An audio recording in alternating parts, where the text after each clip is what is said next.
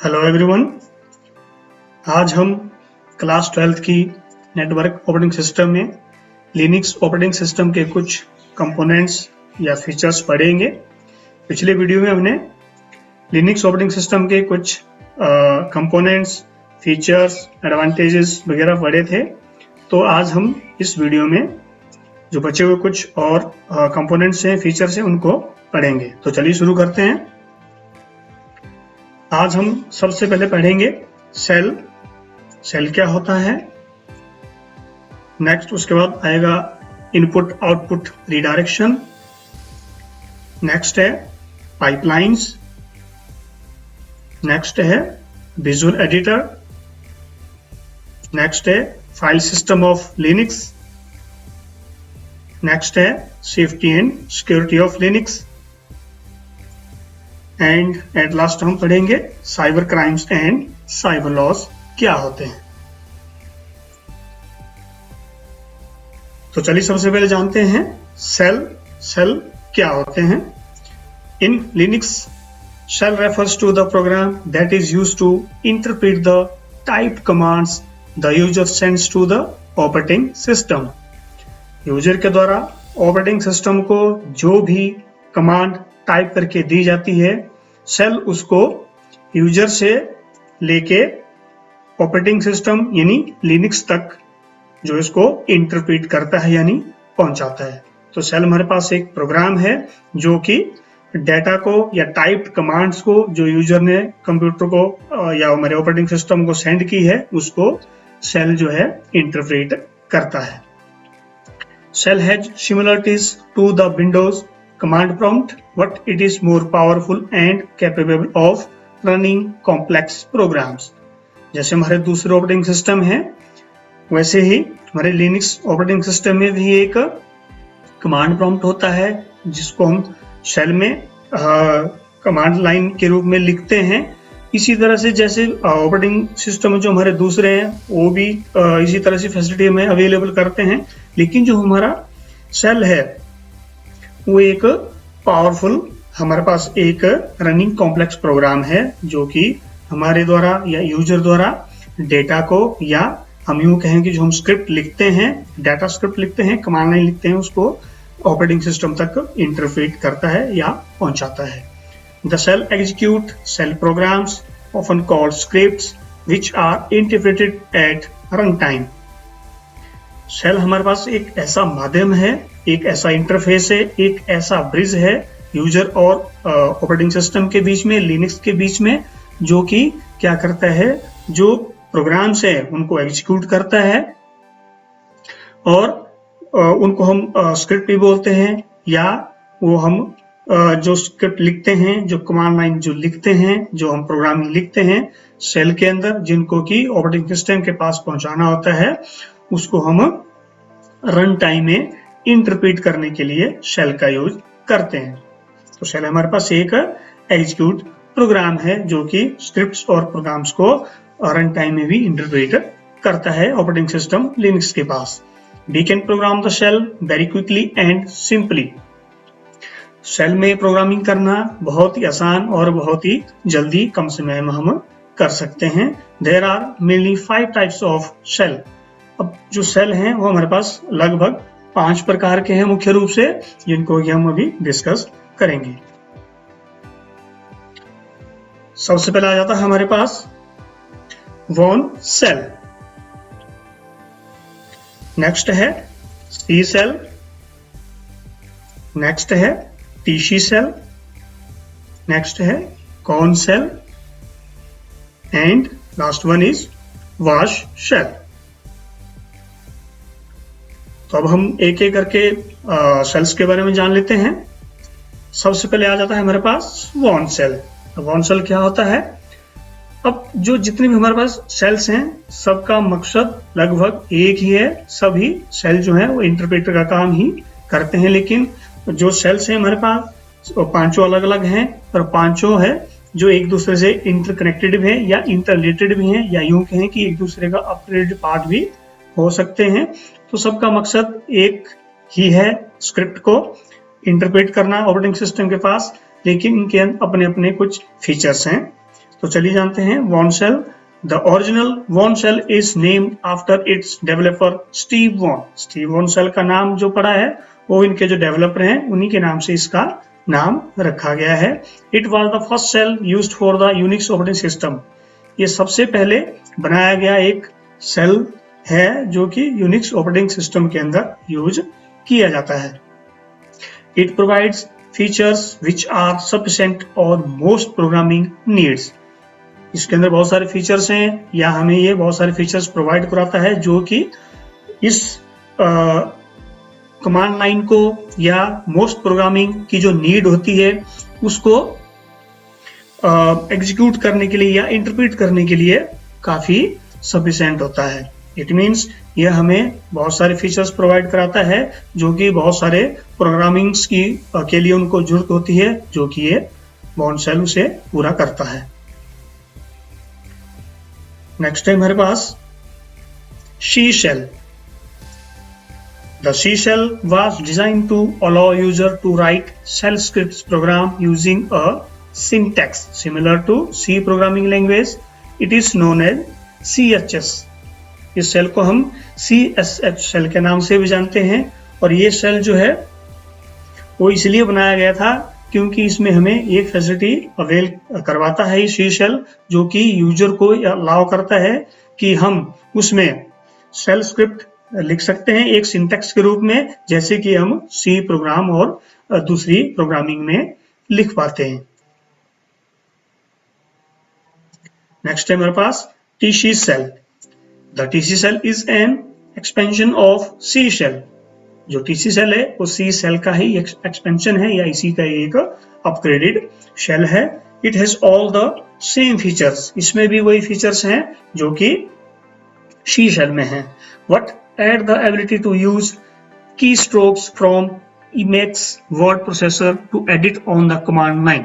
लेकिन इसमें हमारे पास एक फैसिलिटी अवेलेबल है जो कि हमारे पास सी शेल में नहीं है। वो ये है कि इसमें हम की स्ट्रोक को यूज कर सकते हैं जो कि हमें मैकस वर्ड प्रोसेसर में मिलते हैं जिनके द्वारा हम कमांड लाइन को एडिट भी कर सकते हैं। It is also known as TCSH। Next है हमारे पास Korn shell. The Korn shell was written by David Korn. इस शेल को भी जो इनके डेवलपर हैं डेविड कॉर्न उनके नाम से ही जाना जाता है। It attempts to merge the features of C shell and T C shell. अब जो हमारे पास सी शेल था जिसके बाद टीसी शेल था उनके जो फीचर्स हैं उसको इसी तरह से बनाया गया है कि उसमें दोनों सी और टीसी शेल के जो फीचर्स हैं उनको इसमें मर्ज किया गया है। It also includes the ability for developers to create new shell commands. इसमें हमारे पास एक फैसिलिटी अवेलेबल है कि हम इसमें जो डेवलपर्स हैं जो भी स्क्रिप्ट लिखते हैं या लिखना चाहते हैं इस प्रोग्राम शेल के द्वारा लिनक्स ऑपरेटिंग सिस्टम के लिए वो नया शेल कमांड इसमें लिख सकते हैं या स्क्रिप्टिंग कर सकते हैं।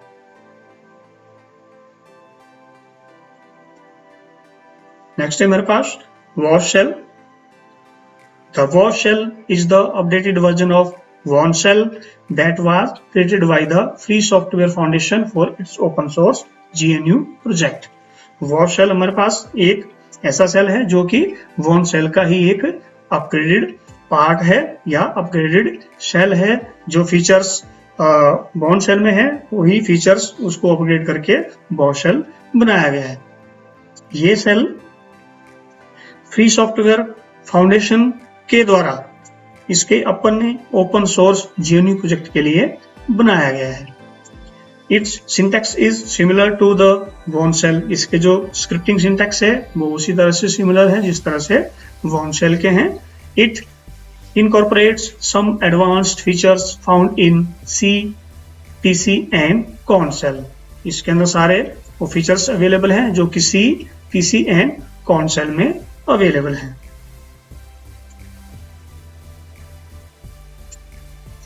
अब नेक्स्ट आ जाते हैं हमारे पास शेल कमांड्स। अब ये थे हमारे शेल और इन शेल्स के द्वारा हम कमांड्स क्या क्या कर सकते हैं और कैसे रन होती है और इसको हम कैसे यूज कर पाते हैं। The shell commands run on command line interface.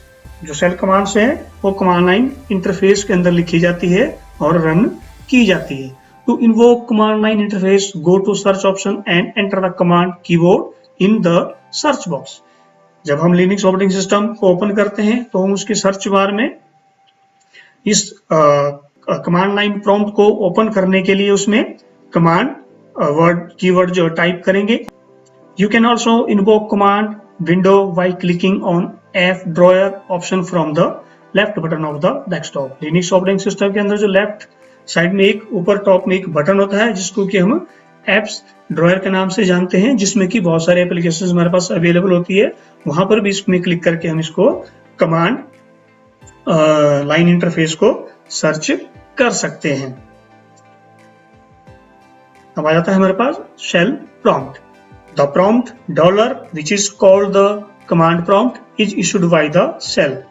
अब इसमें शेल के द्वारा हमें एक प्रॉम्प्ट प्रोवाइड किया जाता है जिसको हम डॉलर साइन से असाइन करते हैं और ये शेल के द्वारा ही हमें इशू किया गया है। इट मीन्स जो भी कमांड्स या जो भी स्क्रिप्टिंग हम शेल के माध्यम से लिनक्स ऑपरेटिंग सिस्टम के लिए लिखना चाहेंगे उसके लिए सबसे पहले हमें डॉलर साइन का यूज करना होगा। You can type a command here, press enter and read your input.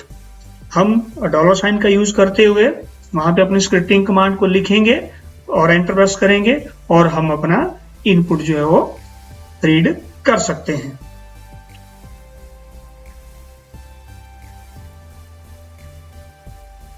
Next है शेल कमांड्स। शेल कमांड्स क्या क्या होती हैं? बहुत सारे कमांड्स हमारे पास शेल के अवेलेबल हैं, लेकिन हम कुछ कमांड्स जो हैं उनको डिस्कस करेंगे। Some useful shell commands are, first of all who command. Who command list all user currently on system. Who command एक ऐसी कमांड है जिसको हम शेल में अगर स्क्रिप्ट करते हैं तो उसे हमें पता चलता है कि हमारे सिस्टम में करंटली कौन सा यूजर काम कर रहा है। The syntax is $who। इसके लिए सिंटैक्स रहेगा, हम डॉलर का साइन लिखेंगे, स्पेस लगाएंगे और WHO लिखेंगे। जब हम इसको रन करेंगे तो हमारे पास वो लिस्ट आ जाएगी कि हमारे ऑपरेटिंग सिस्टम में कौन यूजर काम कर रहा है या दूसरे कौन यूजर बहुत सारे जो हैं काम कर रहे हैं, क्योंकि लिनक्स ऑपरेटिंग सिस्टम हमें मल्टी यूजर्स की फैसिलिटी अवेलेबल करवाता है। नेक्स्ट है who am I। who am I command reports the user name of the command। the syntax is $who I am। who I am command को जैसे हम script करेंगे, इसको रन करेंगे तो हमें वो ये रिपोर्ट बताती है जिसमें कि हमें ये बताया जाता है कि ये कौन सा यूजर है, इसका नाम क्या है और कौन सी कमांड दी गई। नेक्स्ट है mkdir। it means mkdir make directory। make directory command is used for creating a new directory in Linux। the syntax is $mkdir। it means make directory, directory name, for example make directory folder 1। ये command हम Linux operating system में एक नई data directory या हम यूं कहें कि फाइल डायरेक्टरी को क्रिएट करने के लिए यूज करते हैं। हम कोई भी रूट डायरेक्ट। नेक्स्ट आ जाता है हमारे पास इनपुट आउटपुट रीडायरेक्शन। रीडायरेक्शन क्या होती है? Redirection is a feature in Linux such that when executing a command you can change the standard input device, for example keyboard, output device for example screen। Redirection हमारे पास एक ऐसा feature है Linux operating system के अंदर, जब हम कोई भी प्रोग्राम को एग्जीक्यूट कर रहे होते हैं, रन कर रहे होते हैं या किसी कमांड को हम रन कर रहे होते हैं तो उसमें हम स्टैंडर्ड इनपुट डिवाइस कीबोर्ड और स्टैंडर्ड आउटपुट डिवाइस स्क्रीन को चेंज कर सकते हैं। ये इसमें एक फैसिलिटी हमें अवेल होती है।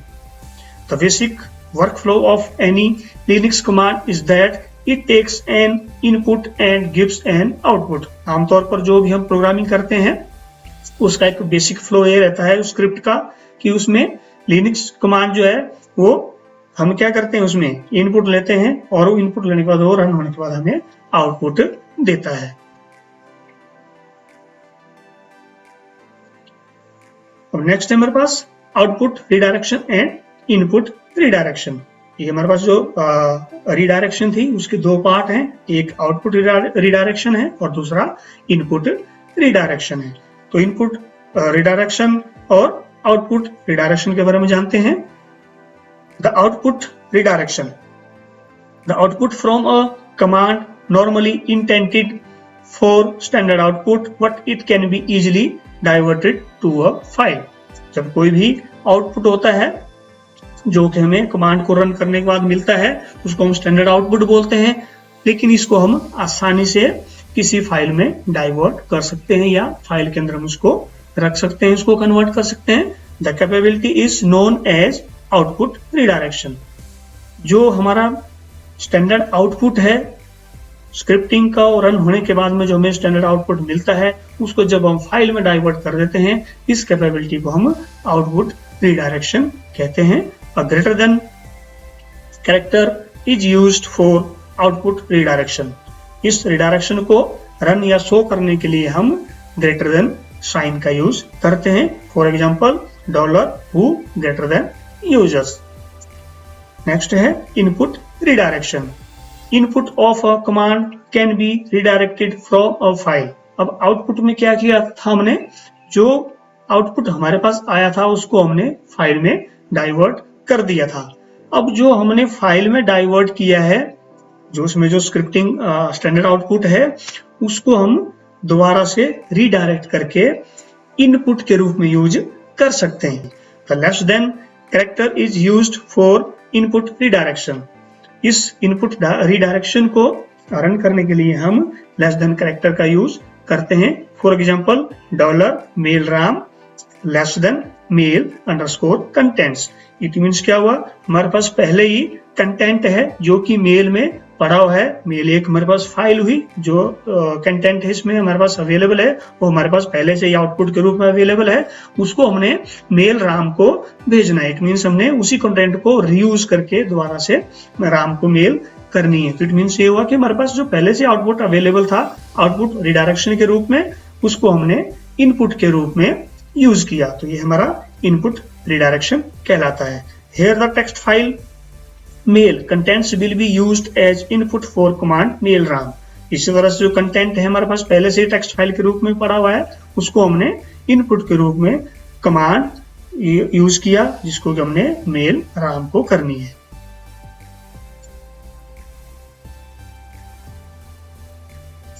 नेक्स्ट है हमारे पास पाइपलाइंस। पाइपलाइंस क्या होती है, बोलने से नाम से पता चलता है पाइप की एक लाइन जिसमें कि हम कुछ ट्रांसमिट या ट्रांसफर करते हैं। तो it means pipes are used to redirect a stream from one program to another.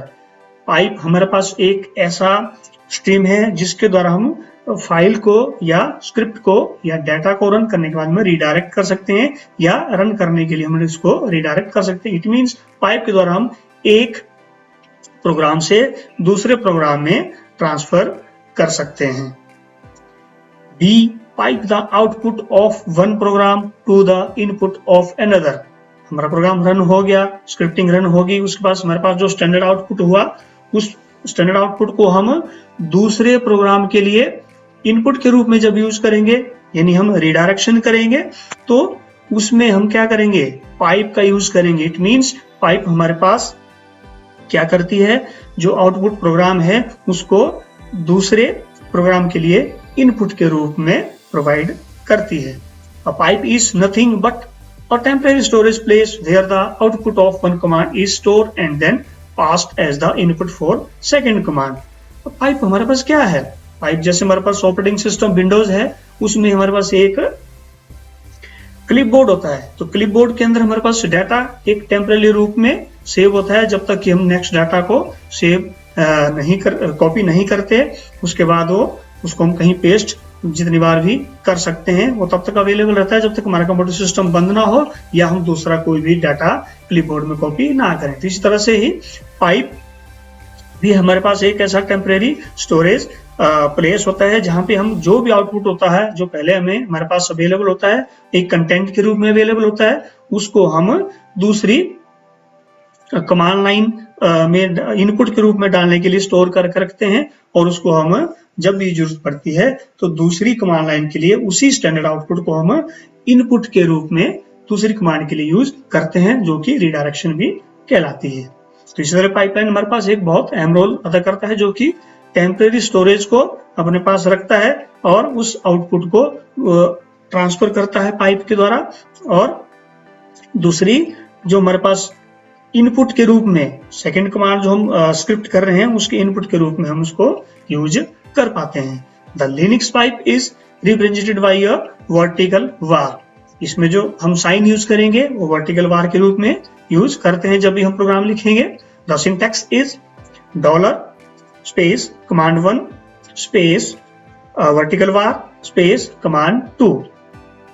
ये इसका सिंटैक्स है। इस तरह से हम सिंटैक्स लिखेंगे। फॉर एग्जांपल, अब डॉलर है, पहली जो कमांड है वो 1s है, उसको हमने क्या किया, जो दूसरी कमांड है उसके बीच में वार लगा दिया जो कि 1pr है। तो here the list of files name output by 1s command is piped into the 1pr command.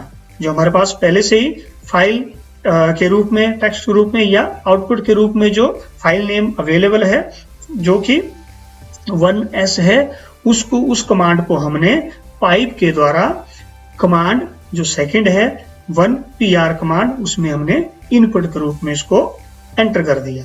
तो ये हमारा सिंटैक्स था। इसके द्वारा हम पाइप के जरिए जो स्टैंडर्ड आउटपुट है उसको स्टैंडर्ड इनपुट के रूप में दूसरी कमांड में यूज कर सकते हैं।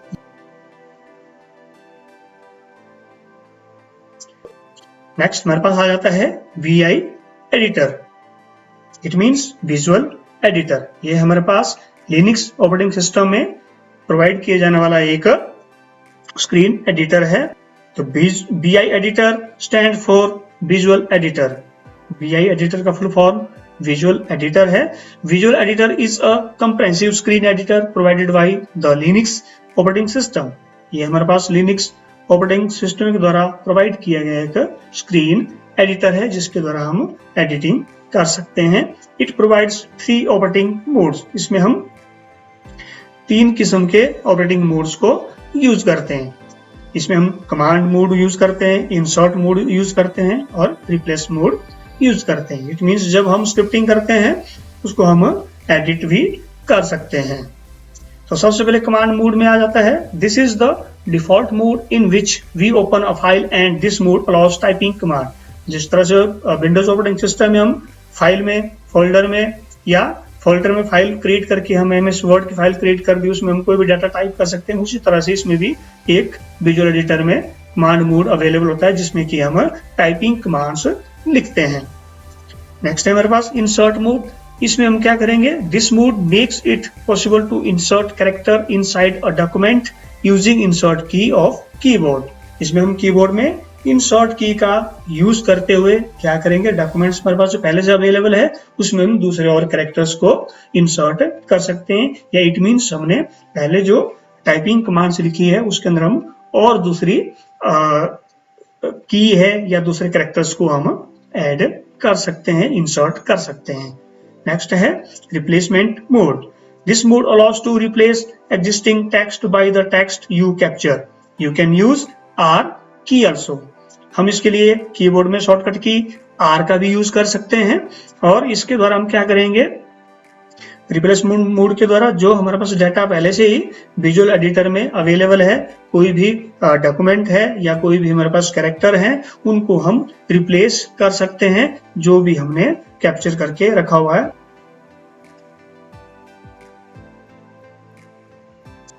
नेक्स्ट है visual editor commands. Visual editor की हमारे पास कुछ कमांड्स अवेलेबल हैं। सबसे पहले है फॉर नेविगेशन। जैसे हम ऑपरेटिंग सिस्टम विंडोज के अंदर MS Word, Excel, PowerPoint में भी शॉर्टकट की का यूज करते हैं, कीबोर्ड में शॉर्टकट की जो होती है उनका यूज करते हैं, उसी तरह से हम विजुअल एडिटर में भी शॉर्टकट कीज का यूज करते हैं। जैसे for example H move 1 character left, J move 1 character down, K move 1 character up, I move 1 character left. इस तरह से हम एडिटिंग जब करेंगे, रिप्लेसमेंट जब करेंगे या कमांड जब हम लिखते हैं उसके अंदर विजुअल एडिटर के अंदर, तो बहुत सारी कमांड्स हैं या शॉर्टकट कीज हैं जिनके द्वारा हम टेक्स्ट को अप, डाउन, लेफ्ट, राइट कर सकते हैं। इसी प्रकार से डिलीशन है, डिलीट करने के लिए हम एक्स का यूज करेंगे। जैसे मानो एक्स है, deletes the character at current cursor position, जहां पे कर्सर रखा होता है वहां पे हम अगर कंट्रोल एक्स या एक्स कमांड की अगर यूज करते हैं तो उसमें वो कैरेक्टर हमारा डिलीट हो जाता है। इसी तरह से आगे और भी कमांड्स हैं।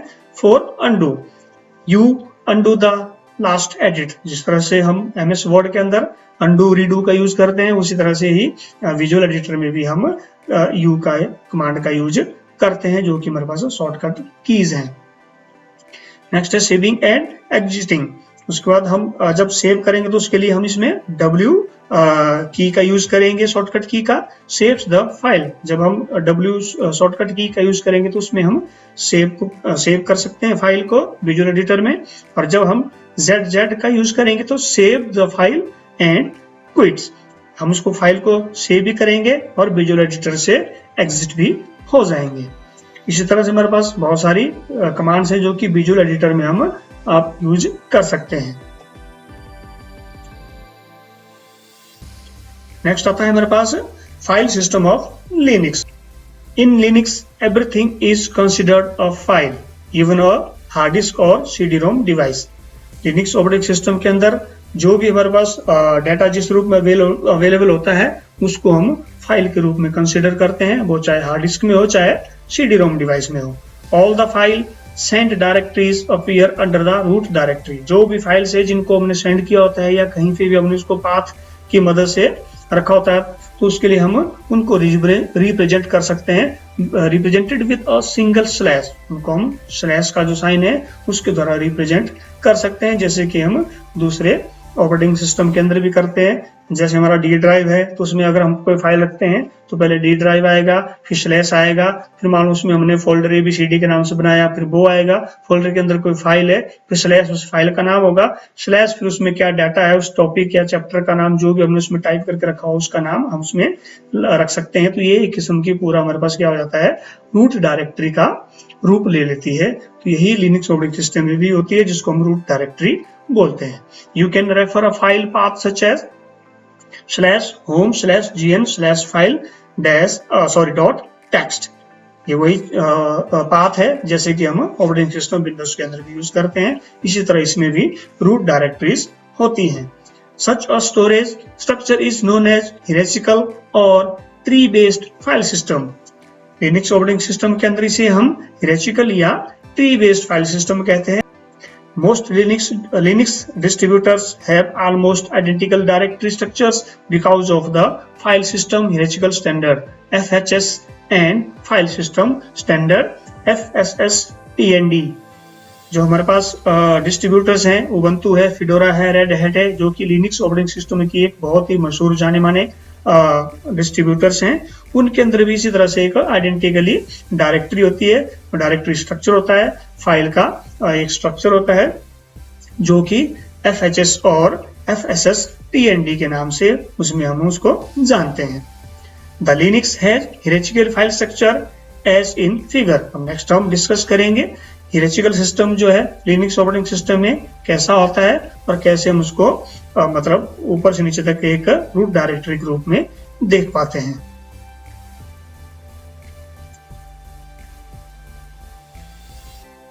तो ये है हमारा file system of Linux. Linux operating system के अंदर हमारा इस तरह के कुछ फाइल सिस्टम या रूट डायरेक्टरीज के रूप में अवेलेबल होता है।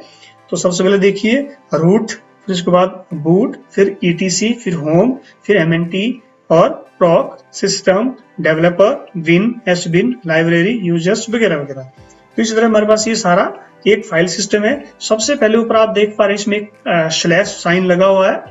इट मीन्स हम जो भी फाइल्स की जो डायरेक्टरीज हैं उनको स्लैश के द्वारा उसका पाथ क्रिएट करते हैं। The super users home directory है। उसके बाद नेक्स्ट है बूट में the kernel images is in here. उसके बाद हमारे पास आ जाता है ETC, इसमें सिस्टम कॉन्फ़िगरेशन फाइल्स होती हैं। नेक्स्ट आ जाता है हमारे पास होम, इसमें users directories are under here होता है। तो ये था हमारा file system of Linux. Next है safety and security of Linux. The Linux is a multi user operating system. Linux जैसे हम सब जानते हैं कि मल्टी यूजर ऑपरेटिंग सिस्टम है, इसमें एक साथ एक या दो से अधिक बहुत सारे यूजर्स एक साथ काम कर सकते हैं। Linux operating system can provide services for more than one user at any time. हम लिनक्स ऑपरेटिंग सिस्टम में जब भी काम करते हैं तो एक से ज्यादा यूजर हम एक ही समय में काम कर सकते हैं। इट मीन्स बहुत सारे यूजर हम एक साथ मिलकर लिनक्स ऑपरेटिंग सिस्टम में काम कर सकते हैं। Every user has their own profile with custom setting that can be set by the user। जिस तरह से हम user account Windows operating system में बनाते हैं, इसी तरह से ही लिनक्स ऑपरेटिंग सिस्टम के भी हमारे पास यूजर अकाउंट्स होते हैं। सभी यूजर अपने अपने अलग अलग प्रोफाइल को क्रिएट करते हैं और सभी यूजर की अपने अपनी उसमें कस्टम सेटिंग्स होती है। इट मीन्स उसमें यूजर नेम और पासवर्ड लगा हुआ होता है। जब जिस भी यूजर को जरूरत होती है काम करने की, वो अपना लॉगिन आईडी पासवर्ड से लॉगिन करता है और लिनक्स ऑपरेटिंग सिस्टम के अंदर काम कर सकता है। Linux is considered a safer operating system as it follows safety model at various tiers. Linux operating system जो है वो सबसे सेफ या बेहतरीन ऑपरेटिंग सिस्टम माना जाता है, खासकर safety and security of data के लिए। तो इसके लिए बहुत सारे मॉडल्स जो है वो यूज किए जाते हैं। Certain rules follow to ensure its safety are. बहुत सारे रूल्स हैं जिनको कि लिनक्स ऑपरेटिंग सिस्टम में सेफ्टी एंड सिक्योरिटी के लिए यूज किया जाता है या फॉलो किया जाता है। The root user can do everything because it has all the access and permission on the system. जो हमारे पास रूट यूजर है या इसको हम बोलेंगे मेन यूजर। रूट यूजर हमारे पास वो यूजर होता है जो दूसरे एडिशनल यूजर्स को उसमें लिनक्स ऑपरेटिंग सिस्टम में काम करने की परमिशन दे देता है। तो इस प्रकार से एवरीथिंग जो होता है उसमें एक रूट यूजर के द्वारा किया जाता है। वो सिस्टम में काम करने की परमिशन दूसरे यूजर को देता है, इसलिए सिक्योर होता है, क्योंकि सारी जो की है वो रूट यूजर के पास होती है। रूट यूजर जब भी चाहे उनकी परमिशन को डिनाई कर सकता है। Files have owner group and access permission for user. जो भी लिनक्स ऑपरेटिंग सिस्टम के अंदर फाइल्स अवेलेबल हैं उसका कोई ना कोई ऑनर है, यानी रूट यूजर्स का ऑनर है। उसका एक ग्रुप भी बना होता है, ग्रुप में भी हम काम कर सकते हैं, ग्रुप में फाइल को शेयर भी कर सकते हैं, उनको एक्सेस भी कर सकते हैं जब भी हमें जरूरत पड़ती है। उसके लिए भी यूजर को परमिशन इसमें दी जाती है, वो चाहे ग्रुप ऑनर हो, चाहे हमारे पास रूट यूजर हो या ग्रुप यूजर हो, सब दूसरे यूजर्स को एक्सेस करने की परमिशन देते हैं। विदाउट परमिशन ग्रुप में कोई भी दूसरा यूजर फाइल को या डाटा को एक्सेस नहीं कर पाता है, या बिना किसी रूट यूजर के परमिशन के दूसरा यूजर कोई भी फाइल को एक्सेस नहीं कर पाता। The safety model is hard coded into Linux kernel. जो हमारे पास लिनक्स ऑपरेटिंग सिस्टम के अंदर जो एक कर्नल है, जो एक हार्ट भी माना जाता है लिनक्स ऑपरेटिंग सिस्टम का। इट मींस कर्नल जो है लिनक्स ऑपरेटिंग सिस्टम का एक ऐसा प्रोग्राम है जो कि पूरे लिनक्स ऑपरेटिंग सिस्टम को कंट्रोल करता है। उसमें क्या क्या काम होने वाले हैं उनको लुक आफ्टर भी करता है। तो इसलिए द सेफ्टी मॉडल बहुत ही हार्ड कोडेड होता है लिनक्स ऑपरेटिंग सिस्टम के कर्नल में, जो कि सेफ्टी एंड सिक्योरिटी के लिए बहुत ही कारगर साबित होता है। तो ये था safety and security of Linux. Next है साइबर क्राइम्स। साइबर क्राइम्स क्या होते हैं चलिए जानते हैं। The crimes committed with the use of computers and relating to computer using internet is called cyber crime। Cyber crime से हमारा मतलब उस क्राइम से है जिसमें कंप्यूटर और इंटरनेट का यूज करके या रिलेटिंग टू कंप्यूटर, कंप्यूटर से संबंधित कोई भी क्राइम जो किया जाता है उसको हम साइबर क्राइम बोलते हैं। इट मीन्स कंप्यूटर और इंटरनेट का यूज करते हुए हम कोई भी अगर क्राइम करते हैं या ऐसा काम करते हैं जो कि इलीगल होता है, उसी को हम साइबर क्राइम बोलते हैं। In other words, cyber crime is an unlawful act where computer is either a tool or a target or both. Cyber crime दूसरे शब्दों में अगर बात करें तो एक ऐसा गैर कानूनी काम है जिसमें या तो कंप्यूटर को टारगेट किया जाता है या फिर कंप्यूटर में यूज होने वाले टूल्स हैं उनको टारगेट किया जाता है, या फिर दोनों को ही टारगेट किया जाता है। इट मीन्स कंप्यूटर को या इंटरनेट का यूज करते हुए कंप्यूटर या उसके जो टूल्स हैं उनको अगर गलत या गैर कानूनी रूप से अगर टारगेट किया जाता है जिससे कि उनको नुकसान हो, उसको हम साइबर क्राइम बोलते हैं। Cyber crime is differ from other crimes because the cyber crimes are committed over an electronic medium. जैसे दूसरी तरह के जो क्राइम्स होते हैं, साइबर क्राइम उनसे बहुत ही अलग किस्म का एक क्राइम होता है। क्यों? हम इसको इलेक्ट्रॉनिक मीडियम में होने वाला एक क्राइम मानते हैं, इस तरह से ये दूसरे क्राइम से अलग होता है और इसका एक्ट भी अलग है। Cyber crime is officially a criminal offence and is penalised by the law. Cyber crime लगभग एक क्राइम है या क्रिमिनल ऑफेंस है, एक अपराध है जो कि कानून के द्वारा पेनलाइज्ड किया गया है। These are most common types of cyber crimes acts. बहुत सारे हमारे पास साइबर क्राइम्स एक्ट अवेलेबल हैं।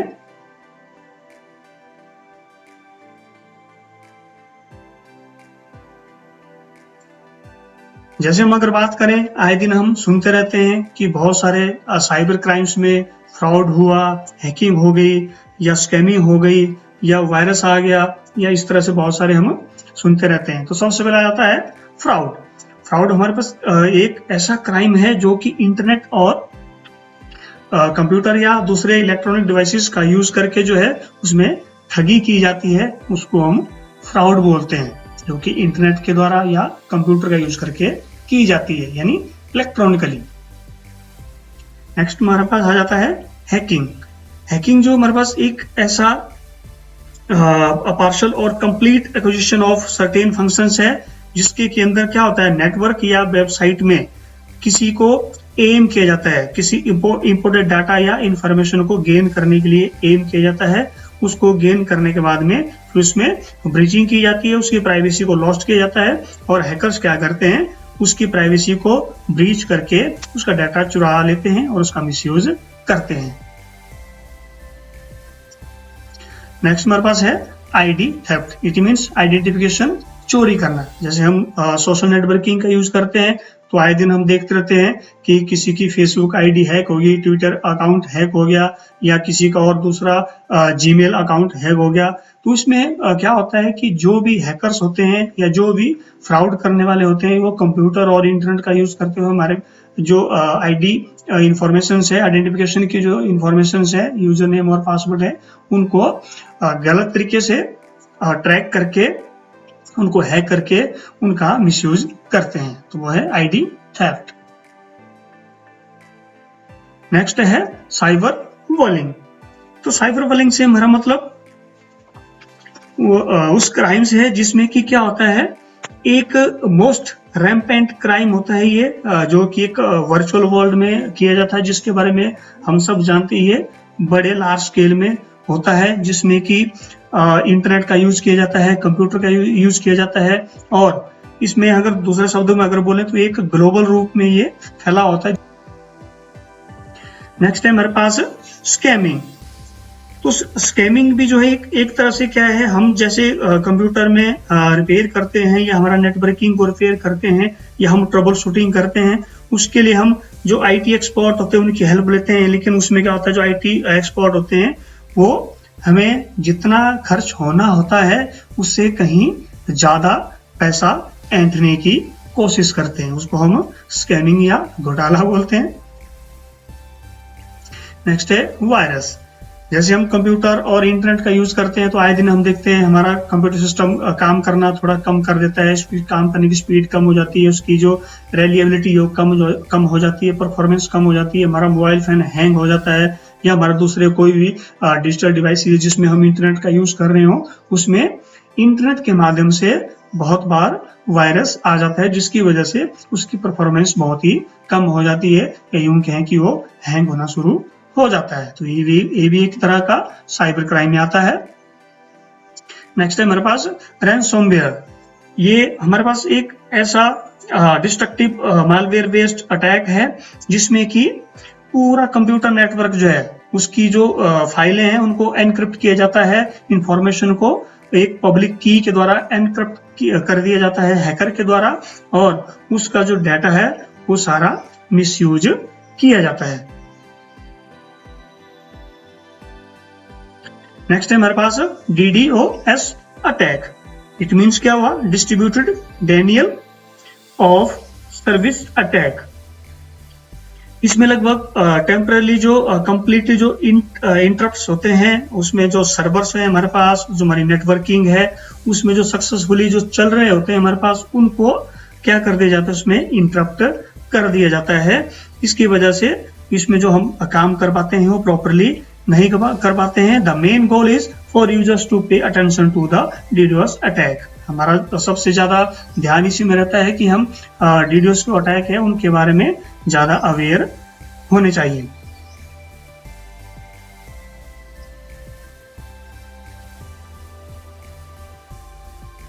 नेक्स्ट है हमारे पास बोटनेट्स। बोटनेट्स हमारे पास एक ऐसा रिमोट अटैकर है जिसको हम बोट हार्डर के नाम से जानते हैं, और क्या करता है, कंप्यूटर्स को बहुत सारी मालवेयर और स्पैम्स भेजता रहता है, जिसमें कि आमतौर पर हमारा जो बिजनेस है, हमारे जो गवर्नमेंट सेक्टर है, इन पे ज्यादातर इसका अटैक होता रहता है। ये इसकी इंफॉर्मेशन जो है उनको चोरी करता रहता है, इसके जो इंफॉर्मेशन टेक्नोलॉजी की इंफ्रास्ट्रक्चर है उसको डिस्टर्ब करता है, और इस प्रकार से उसमें जो होने वाली जो परफॉर्मेंसेज है उनको डिस्टर्ब किया जाता है, या यूं कहें उनका डाटा भी लॉस्ट हो सकता है। नेक्स्ट है हमारे पास स्पैमिंग। तो स्पैमिंग में हमारे पास एक इलेक्ट्रॉनिक मैसेज सिस्टम होता है जो कि बार बार हमारे कंप्यूटर सिस्टम में मेल के रूप में, या होस्ट मालवेयर के रूप में, या फेक लिंक या वेबसाइट के रूप में आ जाता है, जिसमें हम उसको जब क्लिक करते हैं तो कोई ऐसी वेबसाइट या ऐसा डाटा ओपन हो जाता है जो कि हमारे लिए अनवांटेड होता है, या जिसको हम सर्च या देखना नहीं चाहते हैं। इट मीन्स हमारा टाइम वेस्ट होता है, और दूसरा हमारी सिस्टम की परफॉर्मेंस को भी इसमें काफी नुकसान होता है। तो ये जैसे कोई बड़ी बड़ी ऑर्गेनाइजेशंस होती है या कंपनीज होती हैं, उनको ऐसा लगभग देखने को मिलता है। नेक्स्ट है हमारे पास फिशिंग। फिशिंग हमारी तरफ से एक इस तरह से काम करती है जैसे कि लेजिटिमेट कंपनी और ऑर्गेनाइजेशन के रूप में जो हमारी संस्थाएं होती हैं, ऑर्गेनाइजेशंस होती हैं, उसमें बहुत सारी ईमेल्स हैं। वो उसमें क्या होता है, एक्सट्रैक्ट कॉन्फिडेंशियल इंफॉर्मेशन होती है, जैसे कि क्रेडिट कार्ड नंबर है, सोशल सिक्योरिटी नंबर है, पासवर्ड है, वगैरह वगैरह। तो उसमें क्या होता है कि उनको चोरी करने के लिए उसमें फेक लिंक वेबसाइट में भेज दिए जाते हैं। जैसे हम उस वेबसाइट में कोई लिंक आता है, उसमें जब हम क्लिक करते हैं, या कोई ऐसी फेक मेल आती है जिसको हम क्लिक करते हैं, तो वो कुछ डिटेल्स मांगते हैं कि इसमें ये फिल करो, ये फिल करो, आपको ऐसा मिलेगा, आपको वैसा मिलेगा।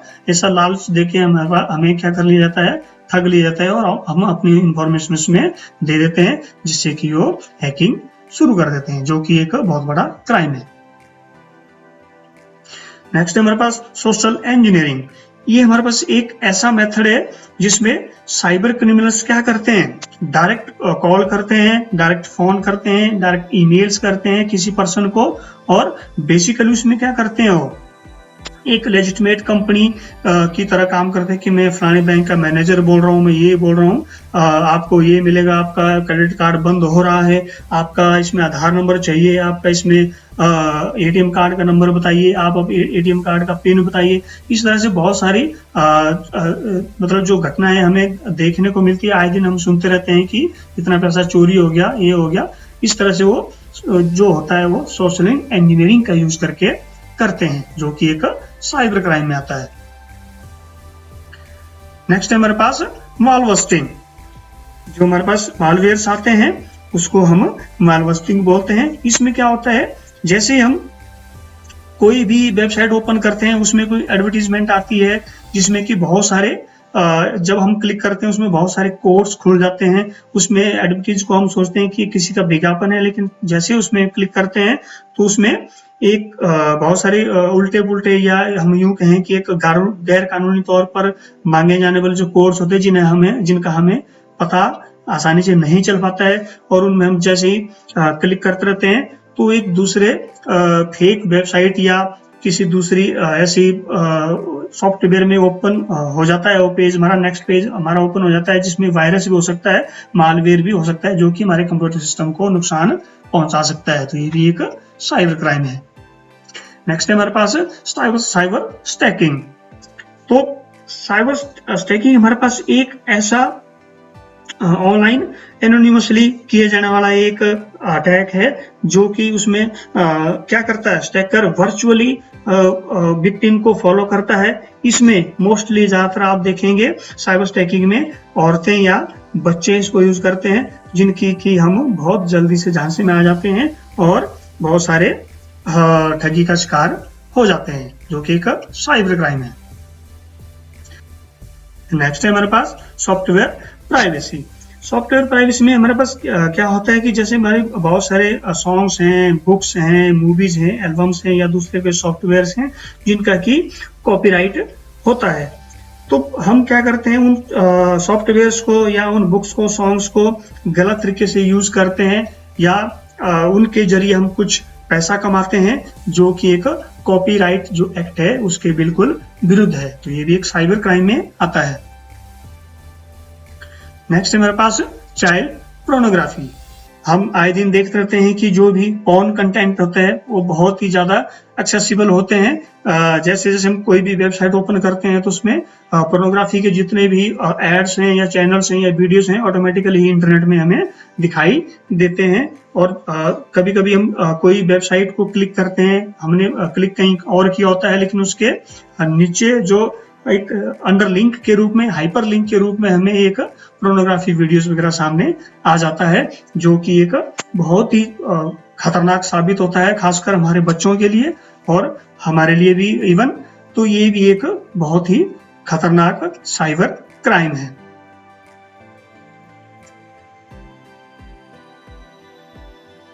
नेक्स्ट है साइबर लॉज। चलिए जानते हैं साइबर लॉ क्या होता है। Cyber law is a generic term which refers to all the legal and regulatory aspects of Internet and World Wide Web. Cyber law एक ऐसा जेनरिक टर्म है जो कि वर्ल्ड वाइड वेबसाइट और इंटरनेट के लीगल या रेगुलेटरी एस्पेक्ट्स को refer करता है। या दूसरे शब्दों में हम यूं कहें कि जो भी साइबर क्राइम्स हैं, हम इंटरनेट और कंप्यूटर का यूज करते हैं, वेबसाइट का यूज करते हैं, तो उसमें बहुत सारे साइबर क्राइम्स होते हैं। तो उन साइबर क्राइम्स को बैन करने के लिए, उनमें रोकथाम लगाने के लिए या उनको रोकने या खत्म करने के लिए साइबर लॉ को बनाया गया है। In India cyber laws are contained in the information technology act 2000 IT act which come into force on 17 October 2000। भारत में सबसे पहले ये एक्ट 2000 में आया, जिसको कि हम IT एक्ट 2000 के नाम से भी जानते हैं, और ये 17 अक्टूबर 2000 को इंडिया में इंट्रोड्यूस हुआ। The main purpose of this is to provide legal recognition to electronics commerce and facilitate filling of electronic records with the government. इस कानून को लाने का सबसे मुख्य या सबसे अहम पर्पस ये है कि जैसे हम गवर्नमेंट सेक्टर में कोई भी इलेक्ट्रॉनिकली रिकॉर्ड जो है फिल करते हैं, या जैसे भी कोई इलेक्ट्रॉनिक हम कॉमर्स करते हैं, व्यापार करते हैं इंटरनेट और कंप्यूटर का यूज करते हुए, या इंटरनेट का यूज करते हुए कोई भी हम ऑनलाइन काम करते हैं, इन सभी फैसिलिटीज को कानूनी तौर पे रिकॉग्नाइज करने के लिए ही इस लॉ को प्रोवाइड किया गया है, ताकि हम कोई भी साइबर क्राइम ना कर पाए। हम साइबर लॉ को फॉलो करते हुए ही सारे काम को करते हैं, चाहे हम ऑनलाइन काम कर रहे हो, चाहे हम गवर्नमेंट सेक्टर में कर रहे हो, चाहे प्राइवेट सेक्टर में कर रहे हो, सभी काम हम अंडर साइबर लॉ के ही करते हैं।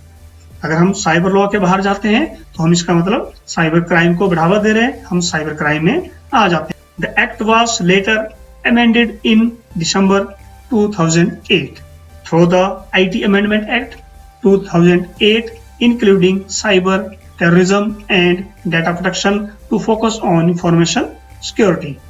बाद में इस एक्ट को इंफॉर्मेशन सिक्योरिटी को फोकस करने के लिए, डाटा को प्रोटेक्ट करने के लिए, डाटा चाहे गवर्नमेंट सेक्टर में हो चाहे प्राइवेट सेक्टर में हो, या हम ऑनलाइन जो भी डाटा को सबमिट करते हैं उस डाटा को प्रोटेक्ट करने के लिए, सिक्योर करने के लिए, या साइबर टेररिज्म को कंट्रोल करने के लिए इस एक्ट को 2008 में दोबारा से अमेंडमेंट किया गया था, जिसको कि हम आईटी अमेंडमेंट एक्ट 2008 के नाम से जानते हैं, जो कि दिसंबर 2008 में अमेंड किया गया था।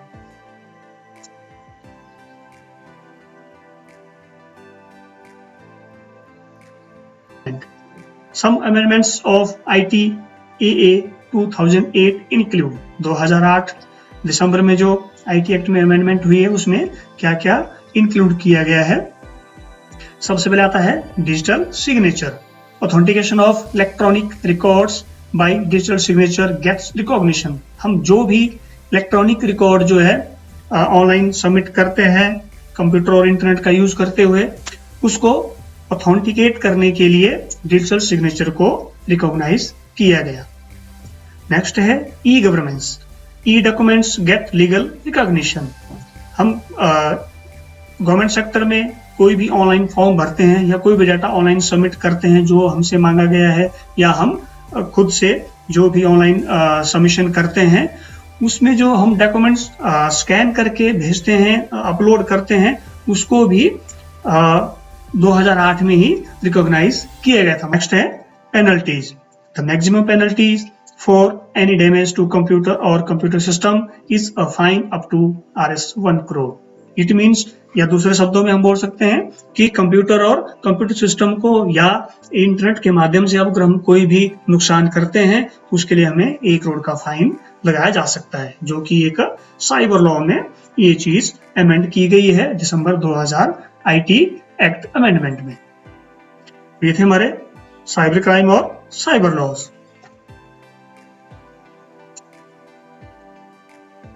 आज के इस वीडियो में हमने जाना लिनक्स ऑपरेटिंग सिस्टम में शेल क्या है, इनपुट आउटपुट रिडायरेक्शंस क्या है, पाइपलाइन क्या है, विजुअल एडिटर क्या है, file system of Linux, safety and security of Linux, cyber crime and cyber laws. तो चलिए हर घर पाठशाला में जानते हैं इसके कुछ इंपोर्टेंट क्वेश्चंस। सबसे पहले question number 1, state true and false statements. A, Linux is a single user operating system. Linux single user operating system है या नहीं है। B, visual editor stand for visual editor. It means VI editor जो है वो visual editor के नाम से जाना जाता है, या इसकी फुल फॉर्म जो है वो विजुअल एडिटर है या नहीं। सी, mkdir is used to move the directory or file।